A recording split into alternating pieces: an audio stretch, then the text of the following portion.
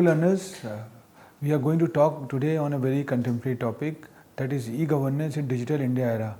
We have a preceding sessions which talks about how the e-governance has changed the face of the country and how the good governance had mobilized the things and make the things ease of doing. So in today's session, this whole e-governance is revolves around in an Indian scenario, in an Indian perspective, and we see that how the government of the country like India is following the e-governance pedagogy, and with that emphasize more on the citizen-centric services. So if we go into the backdrop, we find out that the journey of e-governance initiatives in India took a broader dimensions in mid-90s for wider sectoral applications, and the intention was very clear that to make the citizen of this country foolproof model. So later on, what we observed that there were many states and union territories which have started various e-governance projects. We have already gone through in our previous lectures that e-governance is going to play having an impact when you are going to implement it in a full-fledged manner. And when you are talking about governance as a whole or e-governance as a whole, there is a great massively use of technology. So when there is a massively use of technology, no doubt the integration is going to play a very vital role. So what we observe that when the state and when the central is intermingled with each other, then only the things can come up in a very good shape. So there were certain projects which had been launched by Government of India on regime to regime basis and on year to year basis. But end of the day, the intention is very clear that they are going to make the governance good, so that the citizen of the country is going to be facilitated by that. So Government of India had launched the National E-Governance Plan, which is known as NEGP, in 2006. 31 missions mode projects covering various domains were initiated, and in order to transform the entire ecosystem of public services through the use of information technology, the Government of India has launched the Digital India program, which is the flagship program with the vision to transform India into a digital empowered society and knowledge economy. Because what we observed that there was a time when things were confined to the particular jurisdictions, but with the help of technology, with the help of change of technology, or we can say when we have become the digitally empowered, the society had changed. And this had given roof to the common people, to the people who are located at the different verticals and maybe in the remote areas, and there they had been benefited by that. So a lot of government policies, either it could be transferring of direct bank transfer, or it could be transfer of the money, or awareness program, or make them, as far as the farmers are concerned, how they can take care about their crops, and a lot of learning and training is going to be done. So intention behind this Digital India is to empower the society and make a knowledge economy. So what we have observed that if you see the vision of our vision and mission of our country, what our Prime Minister, Honorable Prime Minister Mr. Narendra Modi had said, that e-governance is an essential part of our dream of India. And it's a digital India which is going to be more technologically, when we infuse in governments, the better it is for India. So what we observe that digital India is not merely that talking about the technology. It's more talking about the implementation of a technology and reaching to the unreached, and make the country more technological enabled, and rather make them more sustainable. Because if you are going to sustain the society, if you are going to sustain the people and make them people aware, like there were various schemes which had been created by the present government, like Swachh Bharat Abhiyan or Atmanirbhar Bharat, all those things have, what was the intention behind that? Intention was very clear, that they are going to make the system self-sustained. Because initiating anything, starting anything is very easy, but how you are going to sustain so that it can reach to the common people and the common citizen is going to be benefited, there Digital India is going to play a very vital role. So today's discussion, this particular presentation is going to talk on what exactly the Digital India is, and how India is changing with the change of digitization, with the change of technology. So if you go more into the depth of Digital India, you will find out Digital India is a campaign launched by the Government of India in order to ensure the government services which are made available to citizens electronically. So it is somewhat a philosophy which we are following in the electronic governance, but we are enhancing it, we are improving it, and and we are improving in a more holistic manner. So it's improve online infrastructures, and by increasing internet connectivity or making the country digitally empowered in the field of technology. So this is something which is here, because if you are equipped with the technology, if you are more into the paperless, and a lot of things are there like direct bank transfer, the money transferred to the people who are really need of that, and like Jan Dhan Yojana, and lot of yojanas were there which were created by under the ambit of Digital India. So Digital India is a flagship program of the Government of India with a vision to transform India into a digitally empowered society and knowledge economy. So how Digital India will be realized? That is because there were certain, there were 9 pillars who work in a different verticals, and these verticals are are work as a isolate manner, and when the question of integration comes, they integrate and to follow the holistic or the joint effort. So the first the pillars of Digital India is the broadband highways. We have seen that we talk about the building of roads, building of the physical brick and mortar movements, but broadband highways are a new philosophy where you can create a hub of internet, so that the remote areas which are where the connectivity is not there in a physical manner, there you can connect with the help of broadband. So this broadband highway is one of the important steps which is a mandate of the Digital India. So now the second is the public internet.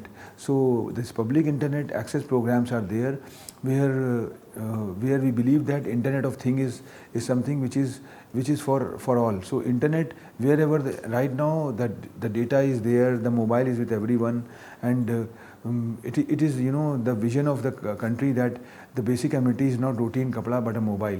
So there is a 3 basic amenities right now is roti, kapda and mobile. So when you have a mobile, you have a data, you have a access, so you can develop a lot of access programs or a public internet program or community internet which can directly reach to the unreached.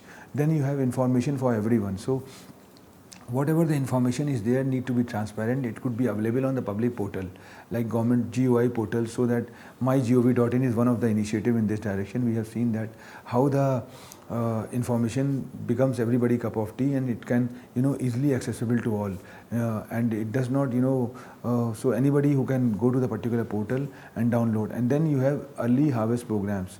There were certain programs which can be initiated like a program for MSMEs, a program for the farmers, so that a lot of awareness programs are there where they can know what are the schemes, what are the benefit common people can get.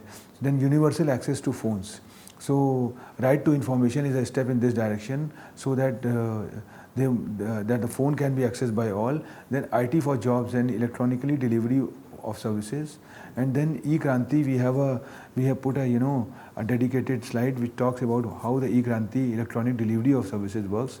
And then e-governance is there, where it reforms government through technology. So end of the day, what we observe that 9 pillars of Digital India takes the help of technology and try to streamline the process with that. And finally, there's an electronic manufacturing target, net zero import. How the imports can be enhanced, and what benefits one should get if they are exporting the things, and how to the import the things, because so all those things are there which is going to be taken care. So when you go more into depth of Digital India, you will find out Digital India is an umbrella program that covers multiple government ministries and departments. It weaves together a large number of ideas and thoughts into a single comprehensive vision, so that each of them can be implemented as part of larger goal. So what we observe that intention is very clear, that the intention is to reach to the unreached and try to cover the masses, so that those masses who are not getting an opportunity to avail that particular thing, they get the flavor of that. So each individual element stands on its own, but is also part of the larger picture. Digital India is to be implemented by the entire government, with overall coordination being done by the Department of Electronics and Information Technology, which is known as DT. So each of these areas is a complex program in itself and cuts across multiple ministries and departments. So right now what the model is, modus operandi is that there were certain schemes, and that falls under certain ministries, and those ministries are taking care that particular programs or the initiatives. They owns that. So Digital India aims to provide the much needed thrust to the 9 pillars of growth of areas, and we have already talked about all those areas. And if you go more into the depth of these vision areas of Digital India, it is bifurcated into 3 things, like digital infrastructure as a core utility to every citizens, governance and services on demand, and digital empowerment of citizens. So what we observe that this whole Digital India talks about the electronic emphasis and use of massive use of the technology, massive use of the contemporary technologies, rather we can say. There was a time when technology was just confined to computers, but it had now taken a shape of smartphones, and right now the robotics and the artificial intelligence, or the machine learning or deep learning, or the cobot example which I have quoted, that the collaborative effort of humans and robots are there. So this is where the Digital India is going to play a very important role, and it's always and also believes in development of the indigenous process. Either it could be the domain, the defense domain, or the business, commerce. The more emphasis is that it's going to promote the self-sustained model, where the indigenous product or the indigenous services need to be given more emphasis.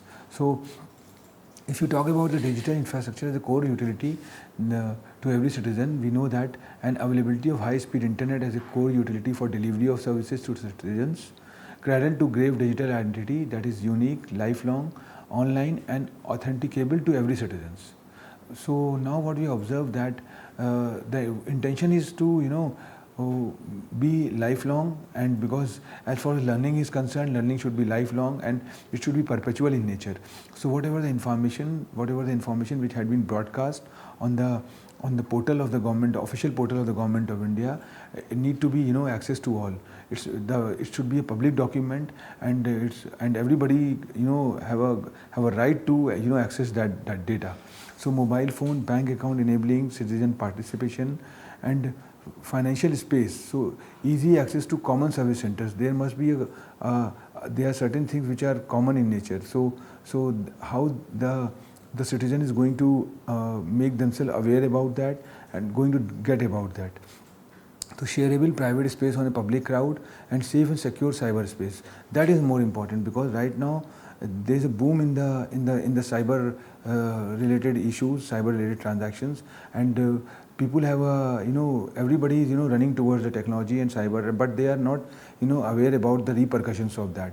So how you are going to make yourself secure, how you are going to make yourself safe, so that you are secured, and whatever, and you are not indulged into any wrong thing, or maybe any cyber threat could not going to affect you. So that is the intention behind the digital infrastructures. And when you talk about governance and service on demand, it is seamless integrated service across departments or jurisdictions, availability of services in real time from online and mobile platform.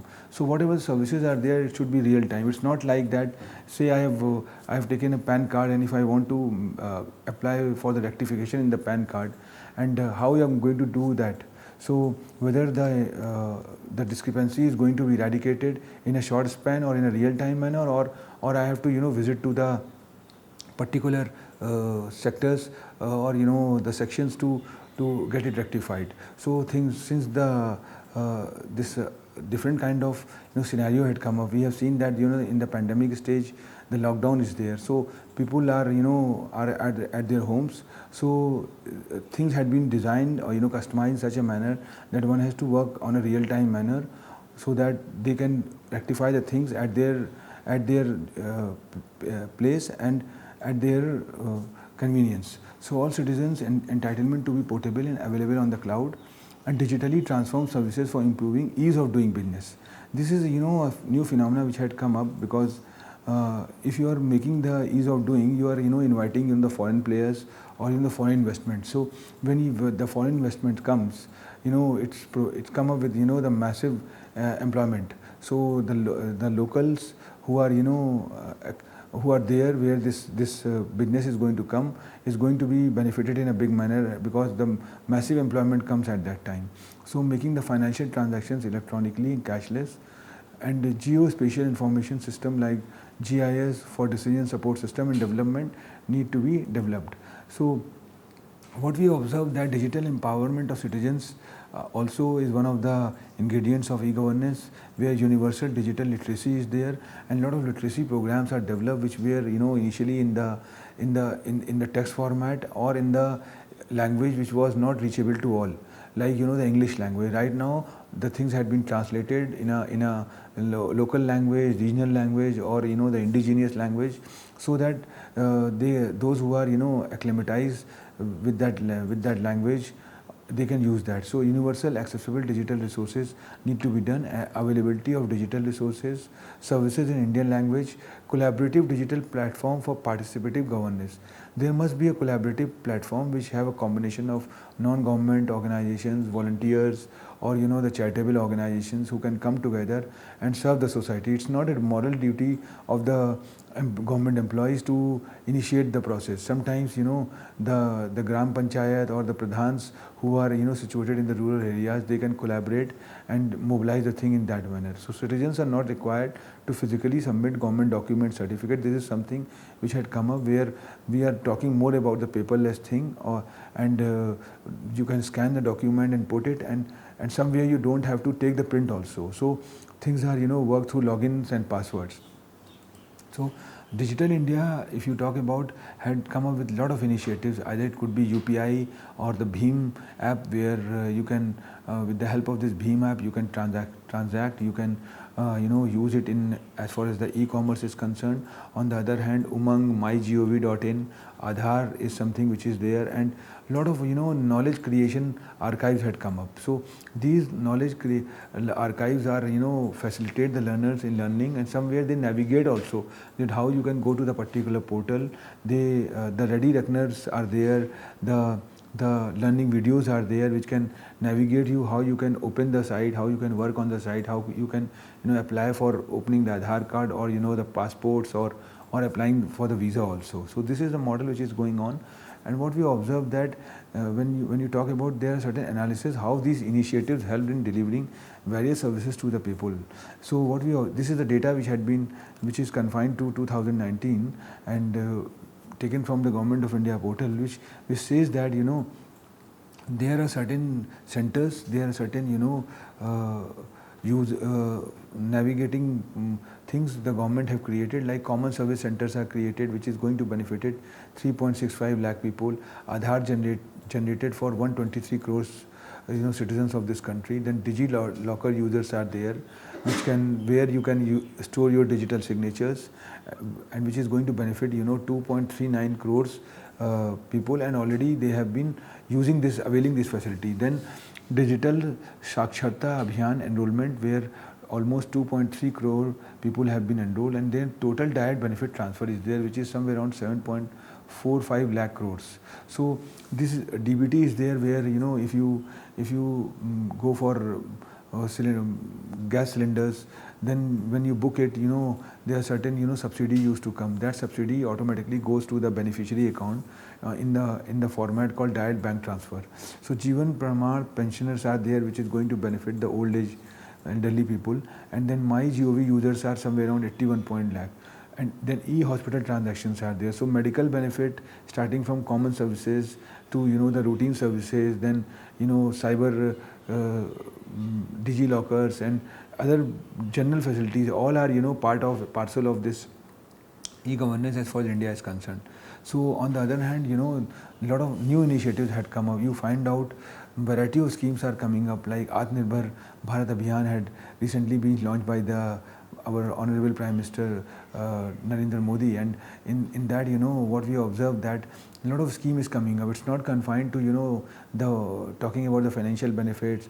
It's more talking about how to educate people and how to emphasize more on the e-learning. So this is PM e-Vidya multi-mode access to online education program is planned to be launched soon, and through this one nation one digital platform concept is going to be emphasized, and the intention is that e-content and QR coded energized textbooks to be given to all grades across school education in various states and union territories under Diksha initiatives. So what we observe, that these are the new initiatives which the Government of India had done up, and extensive use of online podcasts for digital education, where community radio, there are certain the portals, like if you talk about the kids who are studying either in class 1 or in class 10th or in class 12th, they have got a separate portal, dedicated portal for the particular class, where the archives are there, the videos are there, so very easily they can download it.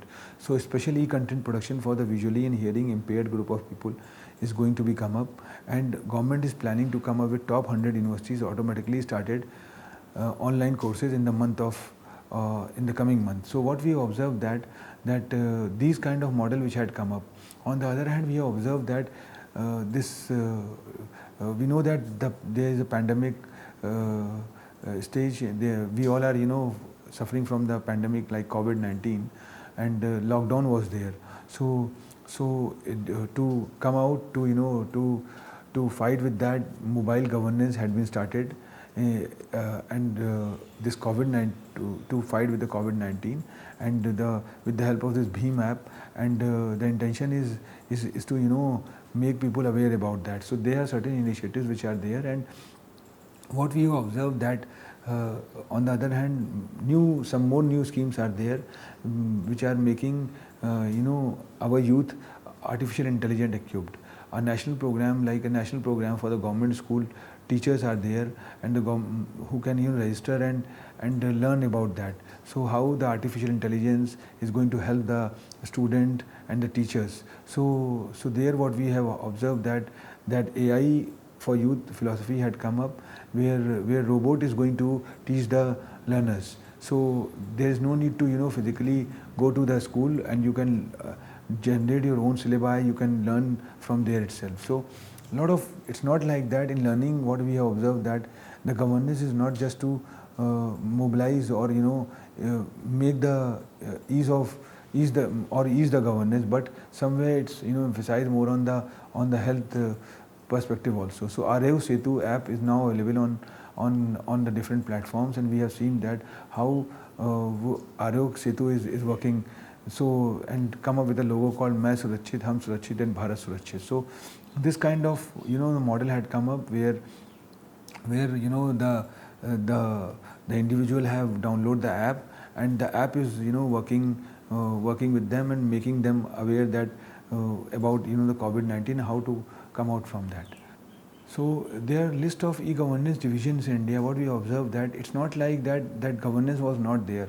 If we talk about the day we have got freedom, from that day the governance had been started. But with the change of time, with the change of pace, the thing had been changed, and gradually what happened, the governance had taken a shape of a e-governance, that good governance.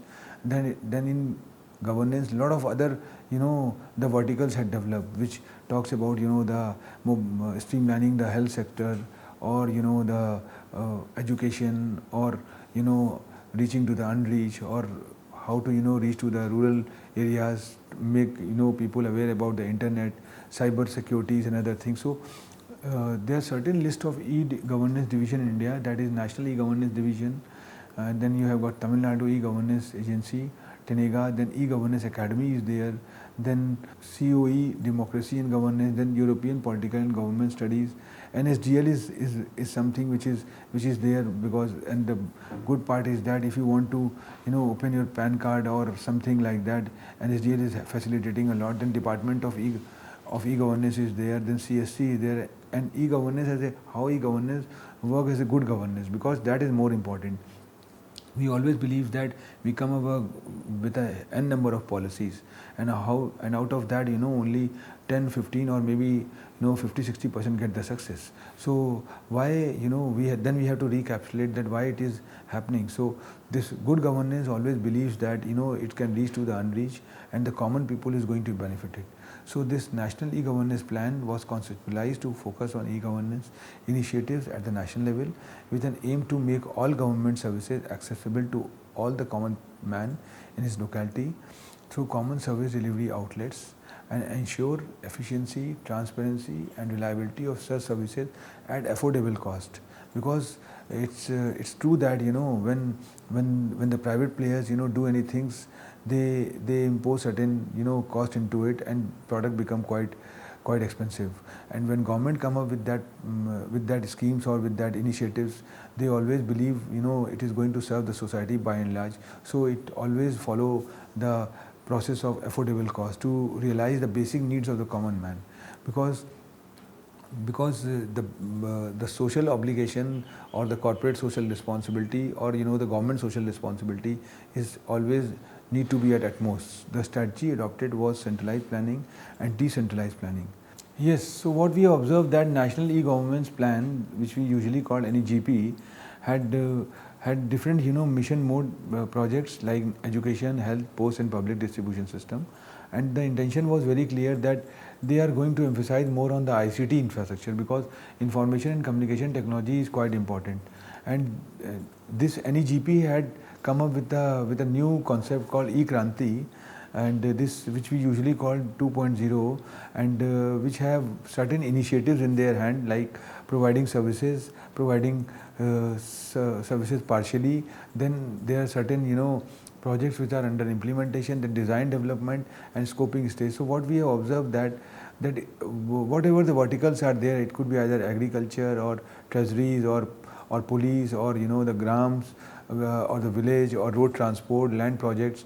Everywhere you find out this E-Kranti is going to play a very vital role. And there are certain key principles of E-Kranti, that is transformation and not translation. It's not like that the replica need to be created. The intention is very clear that we have to bring a paradigm shift. The transformation need to be done. So all project proposals in E-Kranti must involve substantial transformation in the quality, quantity and manner of delivery of services and significant enhancement in productivity and competitiveness. So integrated services and not individual services. So intention is very clear that we are going to integrate the service, whatever the verticals are there, and it can come up with a very good flavor only when you integrate the things. So government process reengineering to be mandatory in all the segments, and then cloud by default is there. So rather than putting the data in the brick and mortar servers, we should give emphasis on putting the data on the cloud. So cloud shall be the default cloud of the government departments like National INFLIBNET Centers, which is the flagship body as far as the internet dissemination is concerned. It's governed through that only. And fast tracking approvals are there. This is more important, because if they delay in the approvals, ultimately what will happen, things are going to be delayed. And once the DPR, which we usually call detailed project report, is approved, the competent authority or the empowered committees may be constituted with delegated powers to take all the subsequent decisions. And language localization is something which is very important, that all the information services in e-governance projects are available in Indian language, or we can say the regional languages, because there are some people who prefer the regional language, their native language. So the program need to be customized or translated in that. So security and electronic data preservation is also one of the important ingredients, because if we are going to secure the data, secure the informations, and that is the reason the government of any country adhere to the GDPR policy, that is General Data Protection Regulators. So the intention behind is that security, there must be safety and security of the data which is going to be used. So on the other hand, there are certain initiatives taken by the e-governance India, like Bhumi project, Khajane, e-Seva, e-courts. These are the projects which were usually going on, and some add-ons had been done, more technology had been involved into it, which is making end-to-end automations, so that the things are going to be more streamlined and land records need to be done. End of the day, what I think that we, as far as the two sessions are concerned, as far as the e-governance is concerned, and the present session in which I am talking about e-governance in the Indian perspective, we have seen that the government is taking, every government is taking an initiative as far as to streamline their governance. The intention behind the e-governance is not to massively impose the technology, but to make the citizen-centric approach, so that it can, the governance or the process become simpler, and it can become useful for all. So through these e-governance projects, the citizen-centric approach are there. What we observe that lot more need to be done. And the governance of this, as far as governance of this country is concerned, it always believes in inclusive growth that covers electronic services, product device, and job opportunities. Because end of the day, the intention of the governance is to always explore the new job opportunities. Not like that every time you talk about the technology, more you are talking about technology, more the humans or the employee or citizens of the country have feel in their mind that it is going to reduce employment, and we will become more unemployment. It's not like that. We have to emphasize more on skilling, more talking about the learning, so that the learners or the existing citizens or the youth of this country groom themselves and learn the contemporary thought, which can make them acquaint, which can make them perfect, so that they can eligible themselves to get the job. So and on the other hand, the production need to be strengthened. More emphasis is given on Make in India model, what the present government is doing. This is also part of the governance. So how the benefit is given to the small and medium sized enterprises or the upcoming entrepreneurs, or the startups which are coming up with a new initiative, with a new thought. They can be given benefits, or they can be given certain the flexibility, so that they can perform in a more faster mode. I think we have talked a lot about this e-governance and e-governance Indian perspective. This can definitely give the glimpse about the rights and duties of the common citizens, common man who are resides in this particular country, and on the other hand emphasize how the Indian government is doing in this direction, and with the help of technological enabled, and with the intention that reaching to the unreached. Thank you very much.